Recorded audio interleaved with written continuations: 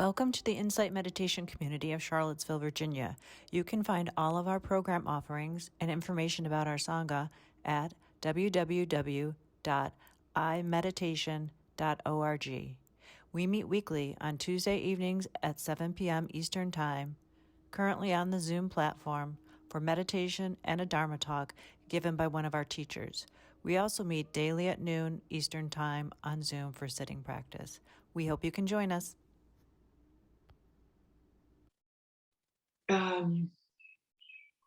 I lit a candle. You can see it back on the furniture, piece of furniture behind me. I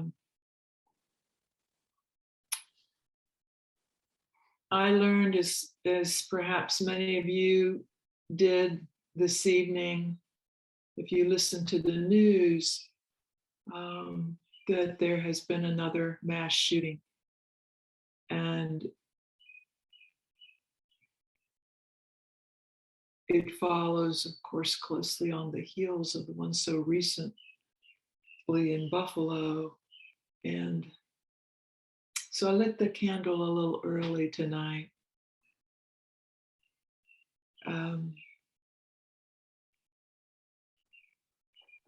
Sometimes I find that when there has been some upheaval, some disturbance, the mind is more agitated, perhaps. And for me, it can be useful to be reminded of that which I already know. And yet life has a way sometimes of intervening and creating turmoil.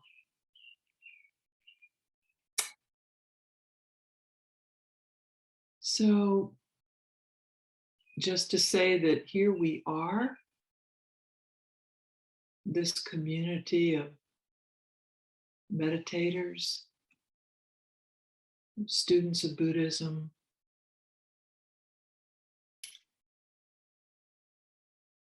and ironically, or maybe not so ironically, the topic of the talk tonight is to be about remembering as a spiritual practice. And it includes the 5 remembrances, some sense of impermanence. And with this tragic event this afternoon, we come face to face with the truth of impermanence, as well as a great deal more. So, as we meditate together tonight, the invitation would just to be notice, what's true for you. How is it in this moment for you?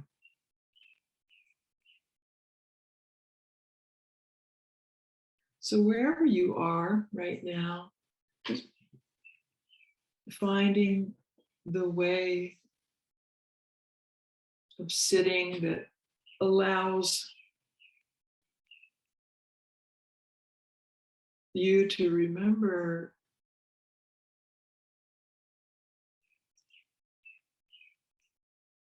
your sitting practice, allows you to recall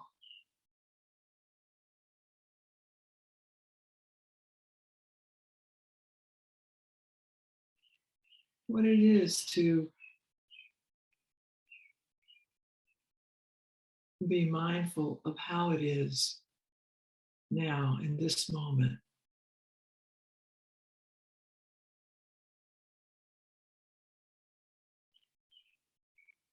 We've begun recently by naming the ground,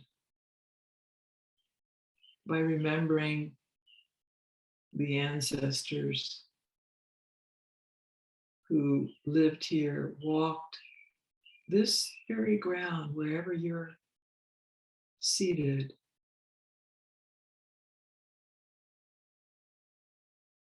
Listen to the bird song of springtime. Felt the rain falling.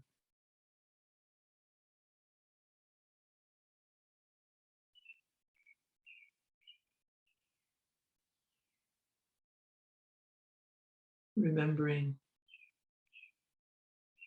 all our ancestors,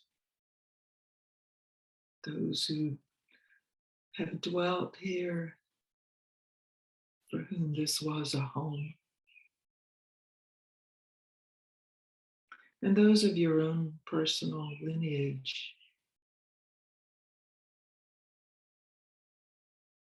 parents, grandparents, great, great, great grandparents, known, unknown.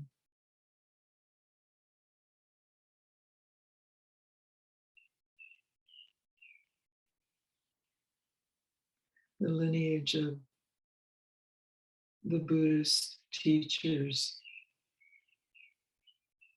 down through the ages.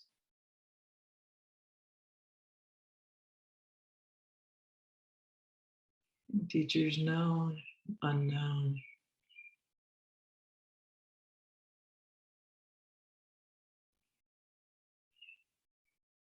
The bow of gratitude to all these ancestors.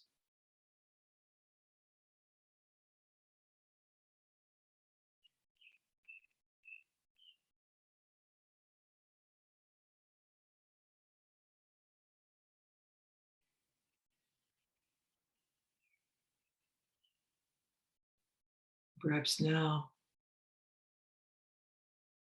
releasing this remembrance, coming home to the body, sitting here.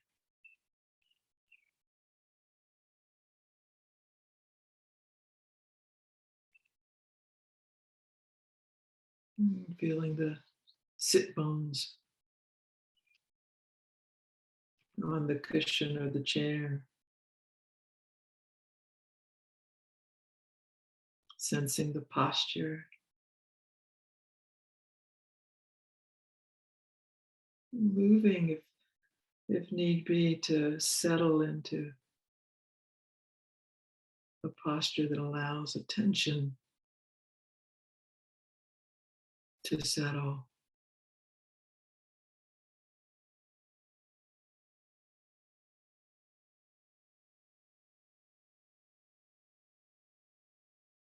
Aware of the senses.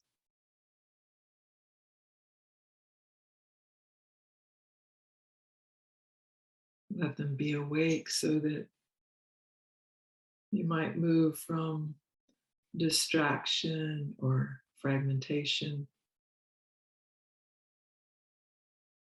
noticing what's right here now.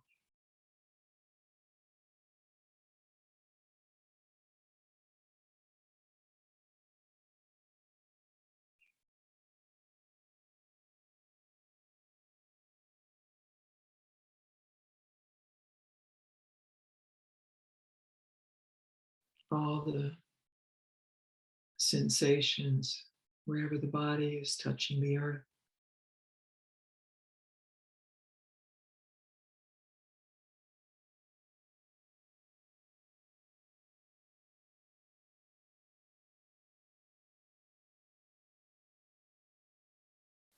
See if there can be an inner listening to the heart. What really what really matters.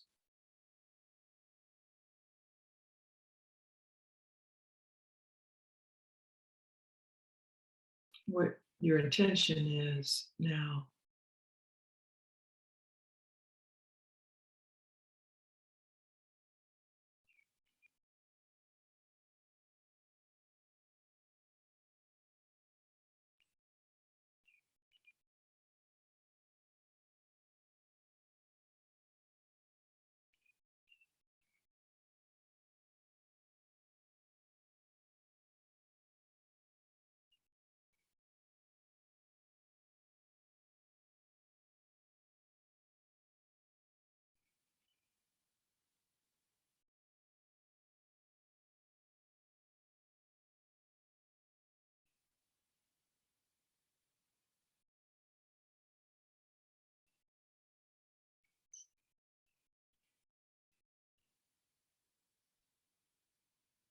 and intentional relaxing helps support the noticing.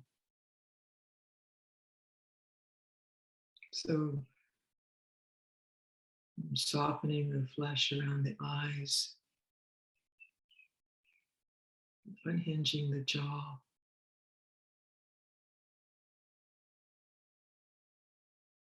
creating space between the upper and the lower teeth.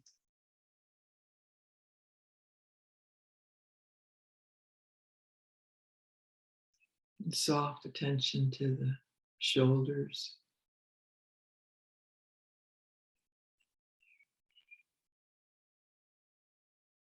the muscles of the neck,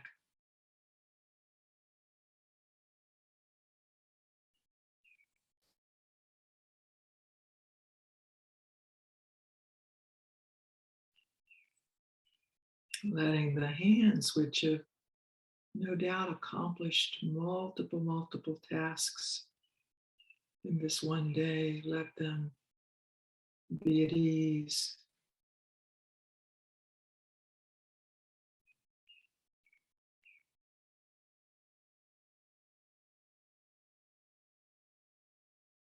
Allowing the heart region to open,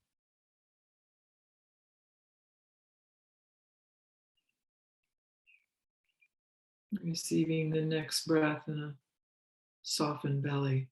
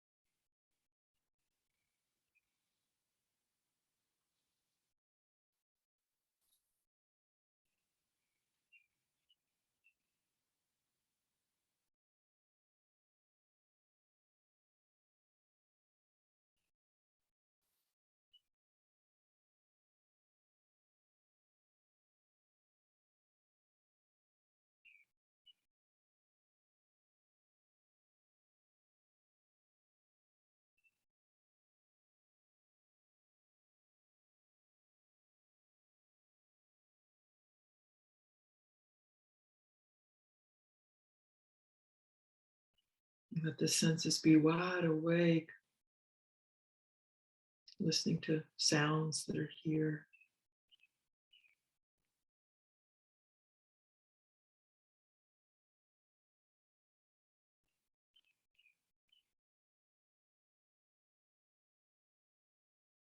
Listening not just with your ears, but with the whole body's awareness.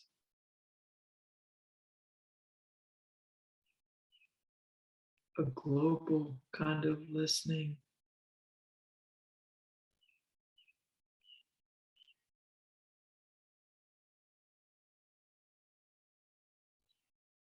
distant sounds,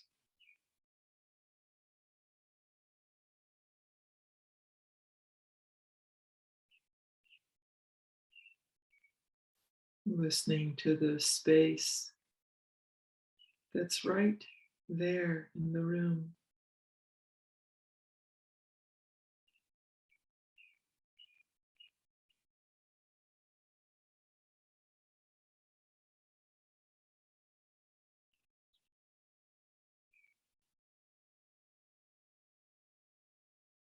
Aware of the space itself to either side of you,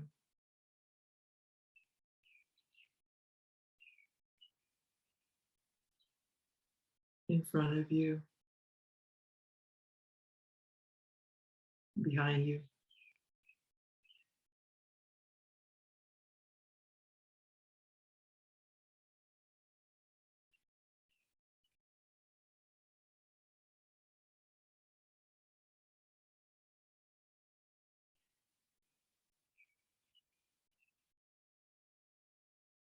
Completely receptive presence.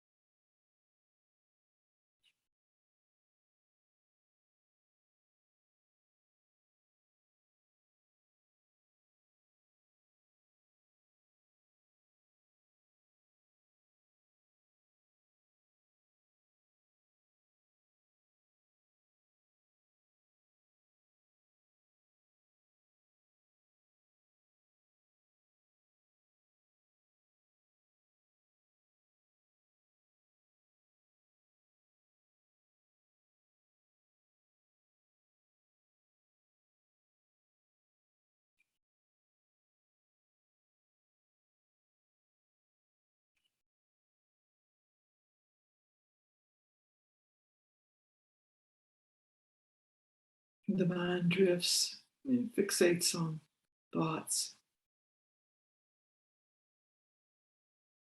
kind of subtle veil that obscures the vividness of being here.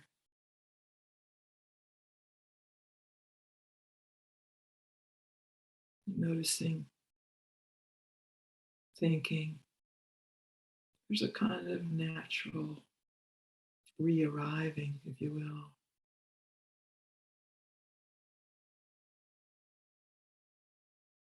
You can rest in that pause.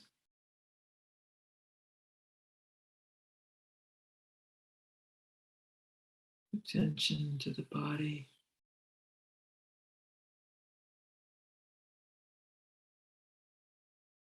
Let it go.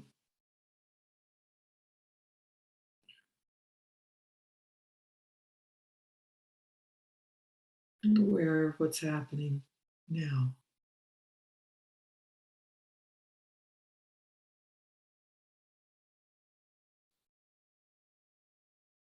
And aware too of any judgment or squeeze of reactivity to the life that's here.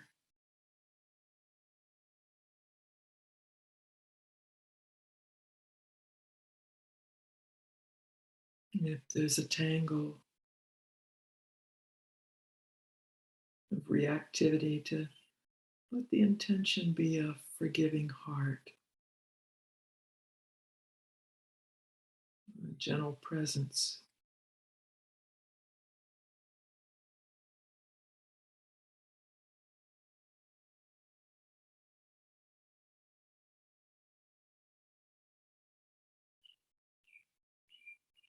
Coming home to this moment.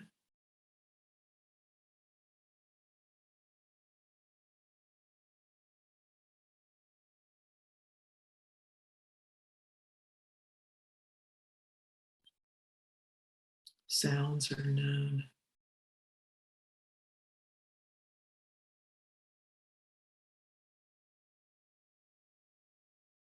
Sensations are known.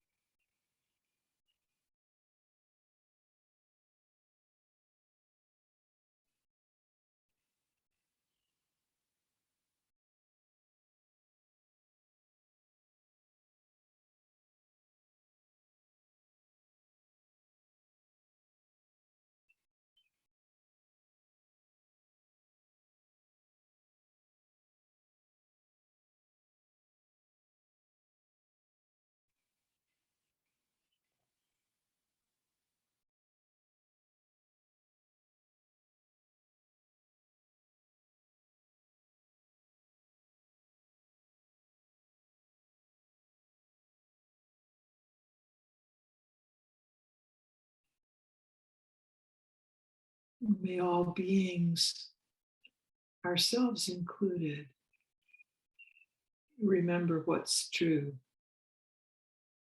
what's skillful, what's compassionate. And when we forget, may we pause, breathe, feel our feet on the earth, and remember what's true, what's compassionate, what serves the well being of all.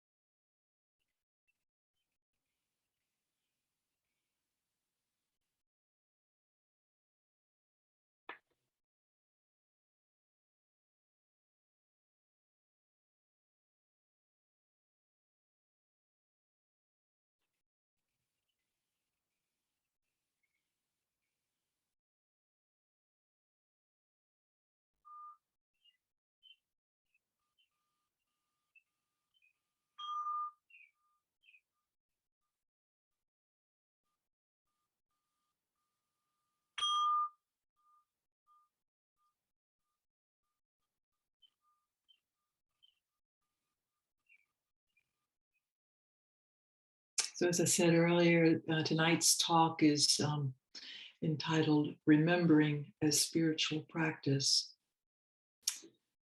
So, I'll talk a little bit about the word remember and how it relates to impermanence and stability and in our practice.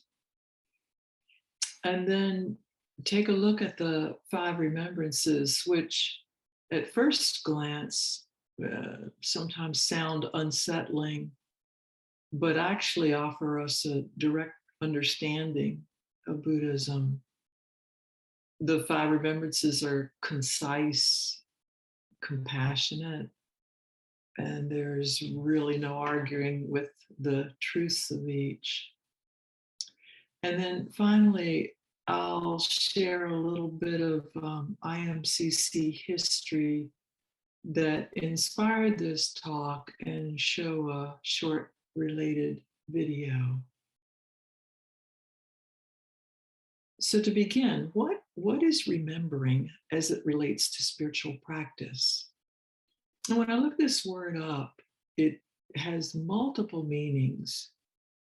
So what I've done is sort of arbitrarily group them into three different, somewhat different interpretations.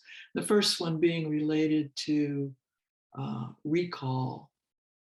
Um, Basically, those meanings include things like keeping or bearing something in mind, retaining something in memory, a fact or data, or to recall, to think back on something that has occurred or that you know. And the second grouping of or aspect of remember has to do with mindfulness. And in this case, the definitions include things like remembering as taking into account, to not lose sight of, to bring to mind, or simply be mindful of. And the third is about relationship, as in remembering someone. So, with that definition, we include celebrating or honoring another, paying homage to, or bestowing something. And what's true, really, about each of these definitions is that to remember means to heighten awareness, to see what's true. And perhaps one of the largest truths that we know is that of impermanence. We saw it again today. We see it moment to moment. The fluidity of changing conditions means that everything has a beginning, a middle, and an end. In that sense, everything is fragile. Life is fragile. You don't need me to tell you that. You know it firsthand. Everything is fragile. Apples bruise, paper tears, mountains erode, dandelion seeds disperse, lives end. The bus is late, glasses break, a calm or a sense of worth inflates, deflates with a thought or a word or a sensation. Bodies become injured, ill, age, die. Wars start and end badly. The planet heats up, rains flood, or come not at all.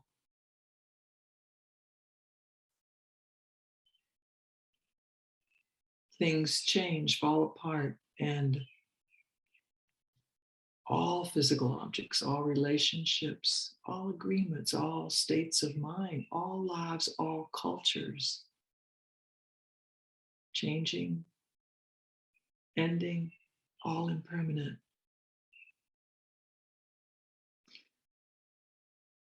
And if this seems a bit overwhelming, we might notice how expectation or clinging plays a role here. Because for a lot of these things, we want them to stay the same.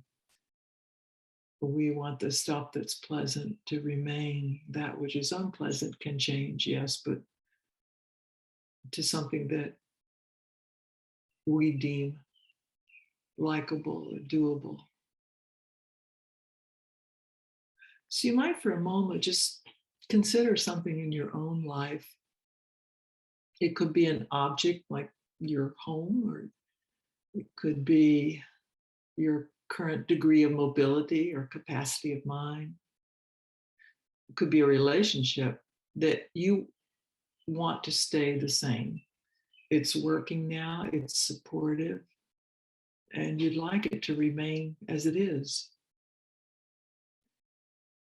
And when you consider that object in your life or that relationship or that capacity, what happens when you remember fragility, when you remember impermanence? You might notice if some discomfort arises. Sometimes there's a tension or fear or sadness. Take a deep breath and notice if there can be some appreciation or gratitude for what is. Some remembering of resilience and stability for what is. And even the capacity to step back to see what else is true now. And then to move beyond the self and to extend the seeing of fragility or impermanence to others, to their feelings, their vulnerabilities, their sense of worth or well-being. You might consider people you're close to or people you don't know. And sometimes when we remember the fragility of all life, all lives, our hearts break open. Loving kindness and compassion naturally arise.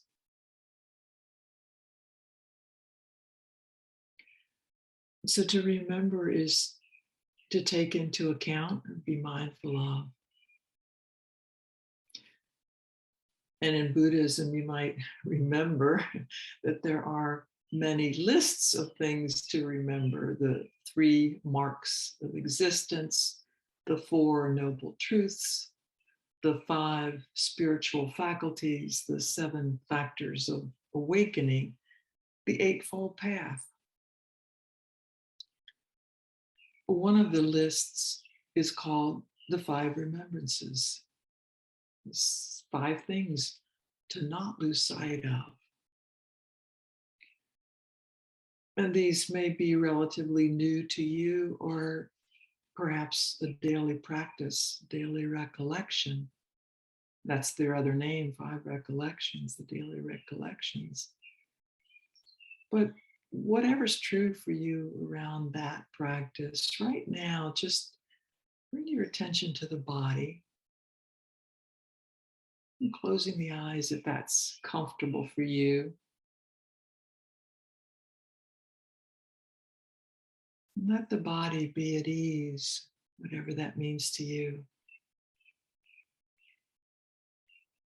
And allow the words that I'm going to read in just a minute, the 5 remembrances, allow the words of these remembrances to land softly.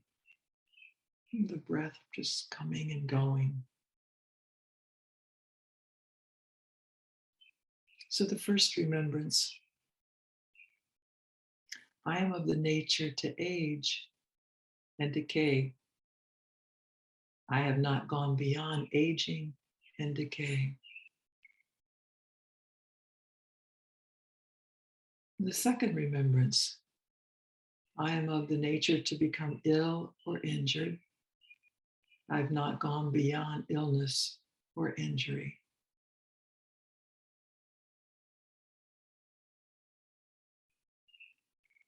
The third remembrance: I am of the nature to die.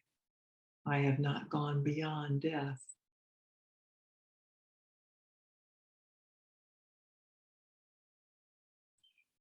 And the fourth remembrance: all that is mine, dear and delightful, will change and will vanish.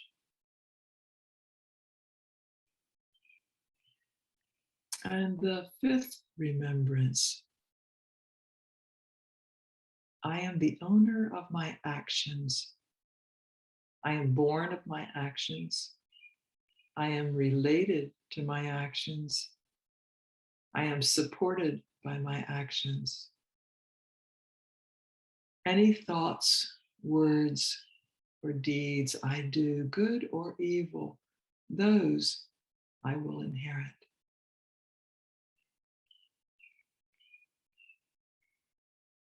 Just breathing and checking in with the body, sensations.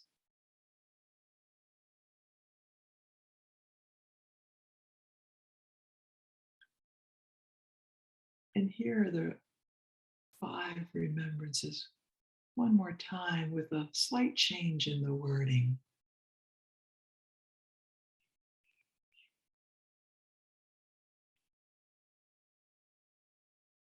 The first remembrance: I am of the nature to grow old. There's no way to escape growing old. The second remembrance: I am of the nature to have ill health. There is no way to escape having ill health. The third remembrance: I am of the nature to die. There is no way to escape death.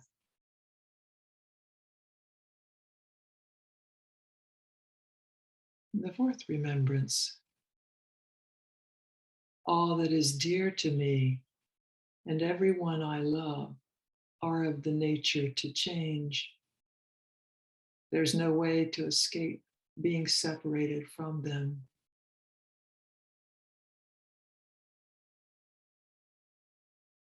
And the fifth remembrance, my actions are my only true belongings. I cannot escape the consequences of my actions. My actions are the ground upon which I stand.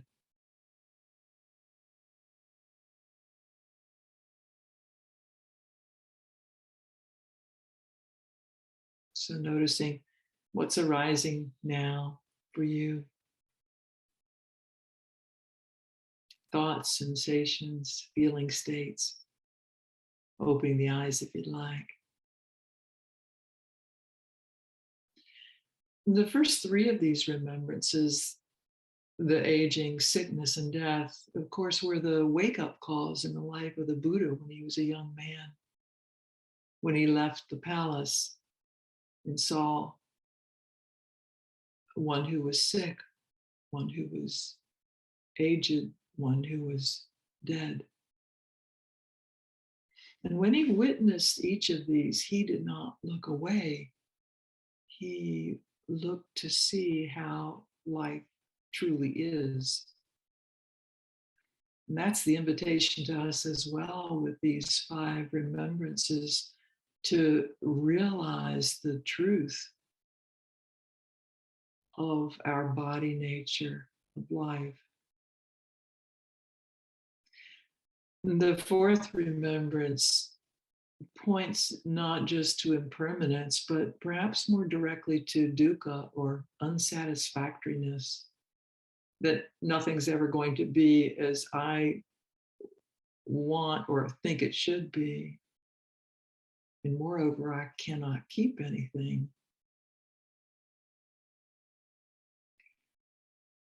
The remembrances are in first person, I, but we could also say them in second person. And for example, if you're looking at an aging parent or a dear friend,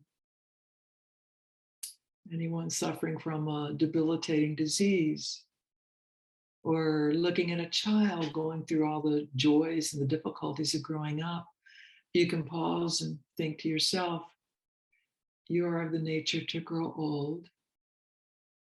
You are of the nature to die. You're going to suffer separation and loss. And we can extend those remembrances to the third person. We are all like this. We are all of this nature, to change, to lose what we have, to die.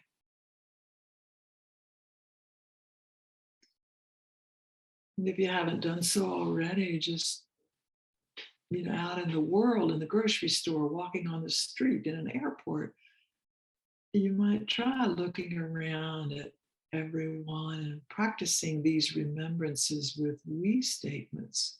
We are all this. Everything that's true about me is true for all of us. And the fifth remembrance says that our actions are our only belongings. We can't escape the consequences of our thoughts, words, or deeds. In fact, those actually form the consequences. What's next? So, however you're sitting, however you're breathing, that's you. It's not just a version of you, but the complete you, the culmination of your life up to this moment. So, what you choose to do in this moment matters. There are consequences to how we think, to how we speak, to what we do.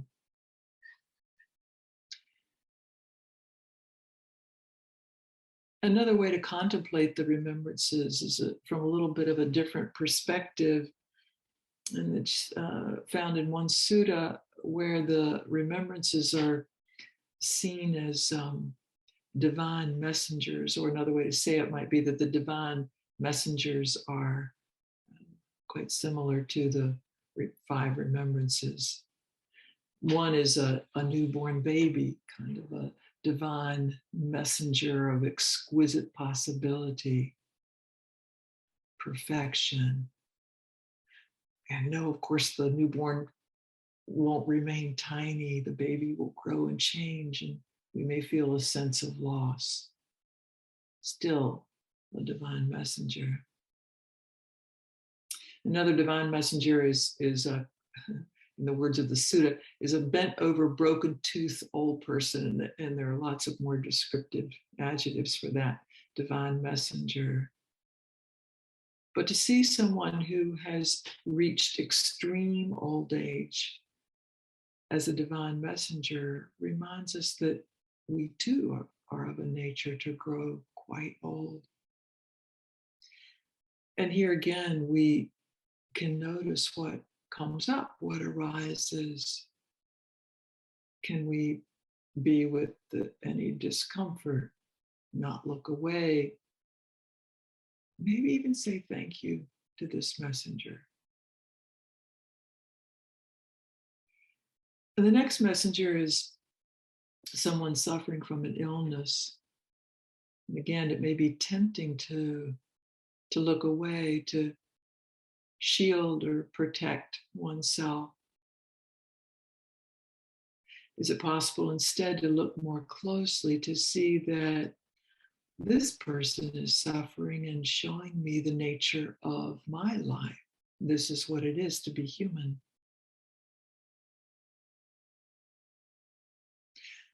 And yet another divine messenger is someone who has died. And in this culture,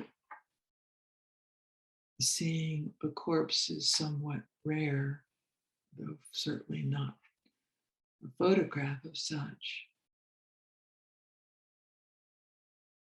And if you've ever been present to witness death firsthand, to be present for that transition from life, it is a powerful, transformative time. We can contemplate death with pictures, photos of someone from the past.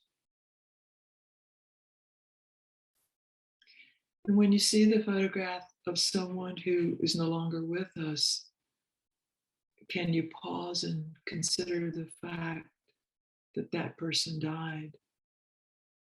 To honor the life that was here, to see that this is what's true for all of us. It's how we are.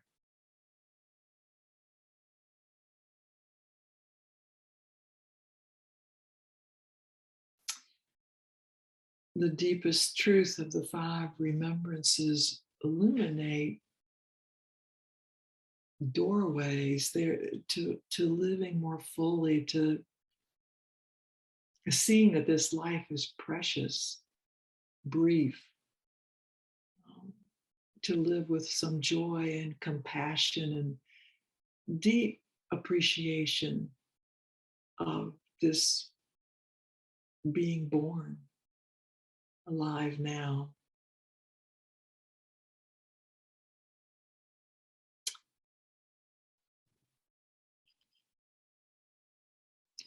So I want to remember a little bit of IMCC history, and for some of you, this is a recap, and for others, it may be a part of the history that you may be unaware of. But in any event,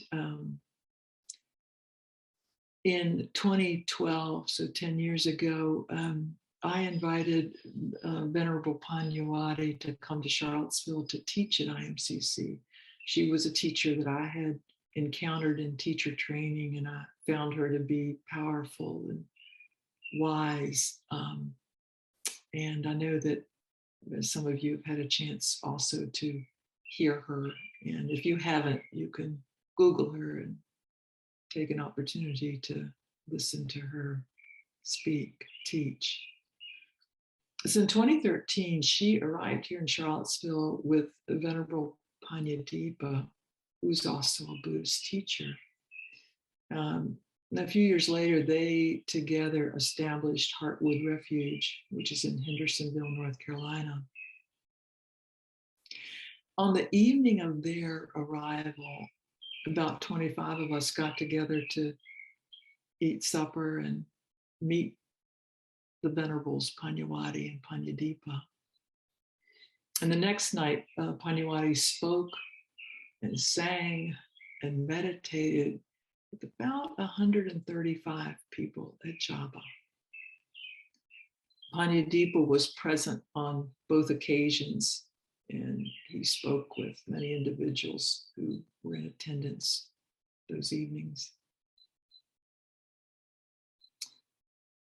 10 days ago, when Panyadepa died, a Buddhist ceremony was held at Heartwood, celebrating and honoring him, paying homage to his life, remembering him. So I want to say thanks to Dan Zisk for sharing the video from Heartwood of Panyadepa's service. And Judy's going to share an excerpt from that video with us now, and then later post a link to the video for you to see the entire service if you'd like. But you haven't loved me, you just climbed on my back. But if we hold hands and we get across the street safely, then we've helped each other.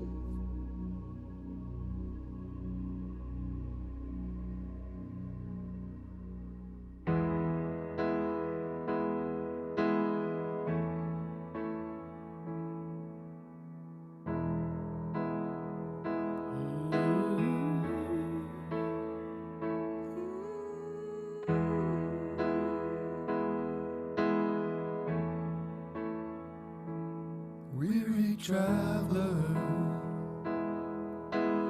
worn down from the storms that you have weathered. Felt like this road just might go on forever, but you carried on. You kept on giving. Every day this world just kept on taking. Your tired heart was on the edge of breaking, but you carried on. Peaceful traveler, you showed the way to accept what life was offering each day.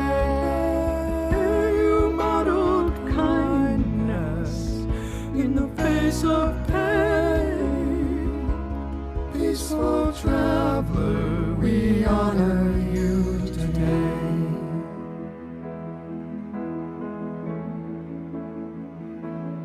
No more searching, you're in the pure land now. No clinging, no aversion. Left some footsteps we can follow, that's for certain. Our cherished one, precious traveler, you showed us how to dissolve the self and be here in the now. You live compassion, you live your vows. Precious teacher, receive our deepest love. Receive our deepest bow. Receive our deepest bow. In thought is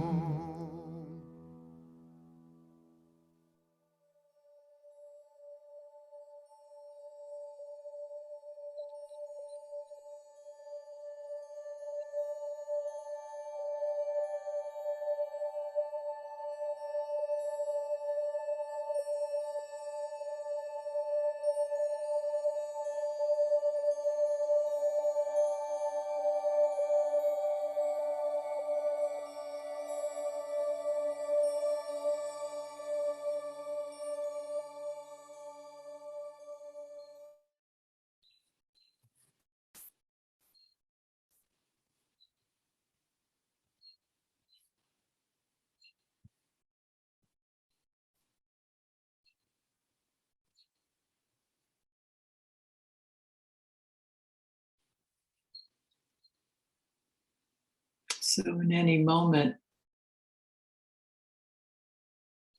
of this precious life, we can be touched, guided, impacted by each other. So, if you've got that pencil and paper handy, take a few moments right now to remember who has appeared on your path, pointing the way. Who's left some footsteps you can follow? What's been bestowed on you? And take a moment to remember and jot down thoughts on a piece of paper.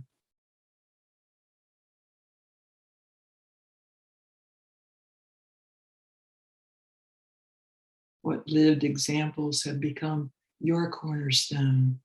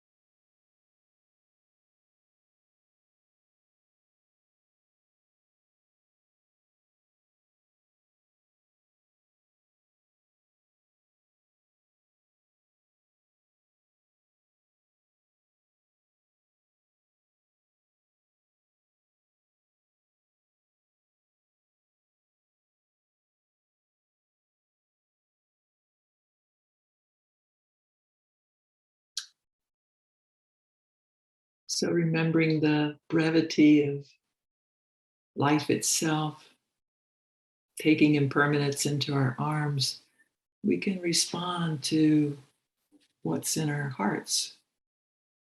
Maybe shore up the wise care of ourselves, of this life, of a neighbor, friend, the community. Take on a cause that matters to the heart.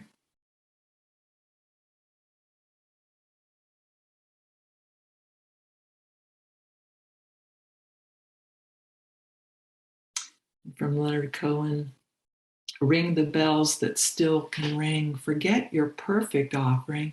There's a crack in everything. That's how the light gets in. That's how the light gets in.